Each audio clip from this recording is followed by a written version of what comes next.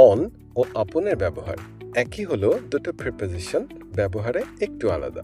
নিয়মিত কথাবার্তায় সাধারণভাবে আমরা অন ব্যবহার করি, কিন্তু একটু ফর্মাল বা জোরালো করতে একই অর্থ বোঝাতে আপন হয়। যেমন সাধারণ অর্থে he put his hand on my shoulder, সে আমার কাঁধে হাত রাখলো, কিন্তু একটু ফর্মাল বোঝাতে হি পুট হিজ হ্যান্ড আপন মাই শোল্ডার। নির্ভরতা বোঝাতে ডিপেন্ডের পর সাধারণভাবে অন হয়। সাকসেস ডিপেন্ড অন হার্ডওয়ার্ক, কিন্তু এটি একটু জোরালো অর্থে বোঝাতে ব্যবহার হবে upon. Success depend upon hard work.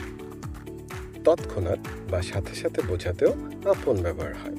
যেমন he cried on hearing the news, সে খবরটি শুনে কান্না করলো, কিন্তু অর্থটি যদি এমন দাঁড়ায় সে খবরটি শোনা মাত্রই কান্না করলো, সেক্ষেত্রে অন্যের স্থানে আপন হবে। He cried upon hearing the news. Official বা লিগ্যাল ইউজের ক্ষেত্রে আপন ব্যবহৃত হয়।